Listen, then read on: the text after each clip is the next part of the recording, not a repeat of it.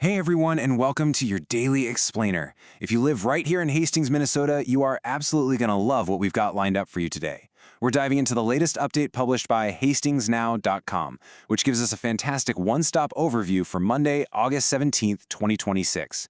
We've got a pretty vital weather update that you'll definitely need for planning your day, and after that, we're taking a really fascinating dive into the history books to see what happened on this exact date in years past.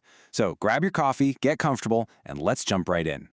So, looking at today's forecast for Hastings, we've got a classic Jekyll and Hyde situation on our hands. The daytime and nighttime conditions are literally like night and day. During the afternoon, we're talking sunny skies, temperatures in the lower 80s, just absolutely gorgeous weather for hanging out on a patio. But as soon as the sun goes down, that shifts dramatically. We're looking at scattered thunderstorms rolling in with a very real potential for large hail. Basically, a beautiful day that's going to turn into a potentially hazardous night. Let's focus on the good stuff first, right? If you're a local, you know exactly how spectacular late summer days can be around here, and Monday is shaping up to be a total classic. It's going to start out on the cooler, drier side and then just settle into plenty of sunshine. The National Weather Service expects those temps to hit the lower 80s by the afternoon, paired with some really manageable west winds. We're talking blowing up to maybe just 10 miles per hour. It really is a phenomenal window to knock out some outdoor errands, or even better, head down to Levee Park for a nice long walk along the Mississippi River. But things take a turn this evening, and it really all hinges on one number, 40. The Dakota County forecast brings a 40% chance of showers moving in by Monday evening. And that 40%? Well, that's your first signal that our dry, comfortable afternoon is packing its bags. Once we get past dinner time, the weather is going to get noticeably more unsettled. Okay, here's where we really need to pay attention. The broader National Weather Service Twin Cities Outlook has officially flagged a severe weather concern for us. They're expecting scattered thunderstorms to spread east later into Monday night. If you look at the hazardous weather outlook for Dakota County, they are warning that a few of these storms could actually become strong to severe overnight. And I want to emphasize this point. The National Weather Service identifies large hail as the primary hazard once these storms roll in. So please, take this seriously if you've got property outside or if you're going to be out on the roads late. To navigate all these shifts, you'll want to keep a few practical things in mind today. First, light summer clothes are going to be perfect for that warm, lower 80s afternoon. Second, definitely don't forget the sunglasses and sunscreen while the sun is out. Third, and this is a big one, keep a light rain layer or an umbrella handy if you're heading out later. And finally, if you do have plans tonight, keep them flexible. You really want to be able to pivot quickly if those storms decide to move into the Hastings area a bit earlier than expected. Before we totally move on from the weather, I gotta share this quote from hastingsnow.com because it really hit the nail on the head. It says, "Hastings weather is packing for Monday like it forgot where it lives. Sunglasses for the afternoon, an umbrella for the evening. The Mississippi River says, first time." It's pretty funny, right? And a great reminder that living right here by the river means we are definitely no strangers to these wild weather swings. So as we keep an eye on the skies today, it kind of makes you wonder, what else happened on August 17th? Let's crack open the historical time capsule.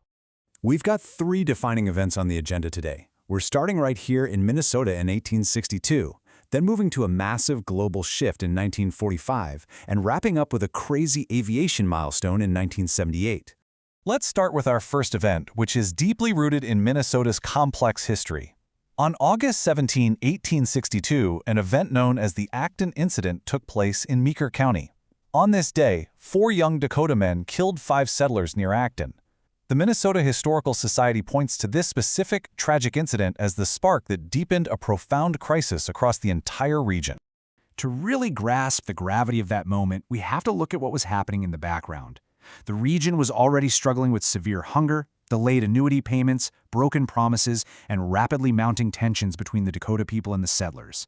Following those events on August 17th, the Dakota Soldiers Lodge gained significant influence, and actual fighting at the Lower Sioux Agency began the very next morning. It's a very sobering piece of local history that completely changed the trajectory of the state. Zooming out globally now to August 17th, 1945.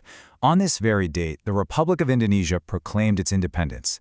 This massive declaration happened right on the heels of Japan's surrender in World War II. But this wasn't just a clean break. It actually kicked off a highly difficult and protracted struggle. Almost immediately, their declaration clashed with Dutch efforts to forcefully restore colonial rule over the archipelago. To put that into perspective, the contrast between their initial proclamation and the actual reality of independence was pretty stark. They declared independence in August 1945, but the Netherlands didn't officially transfer sovereignty until December of 1949. That is over 4 years later. But despite all those years of bitter conflict, the sheer courage to declare autonomy right out of the gate makes August 17th one of the defining dates in modern Indonesian history. Finally, let's look back up to the skies for our third event. On August 17, 1978, a balloon called the Double Eagle II touched down safely in a wheat field near Misery, France. The crew, Ben Abruzzo, Maxie Anderson, and Larry Newman, successfully completed the very first balloon flight across the Atlantic Ocean, conquering what was considered one of aviation's oldest, most dangerous challenges. Get this, 137. That is the astonishing number of hours, 137 hours and 6 minutes to be exact, that the crew spent up there in the air. They covered an incredible 3,000 miles, launching all the way from Presque Isle, Maine, and drifting entirely at the mercy of the ocean winds before they finally made it to France.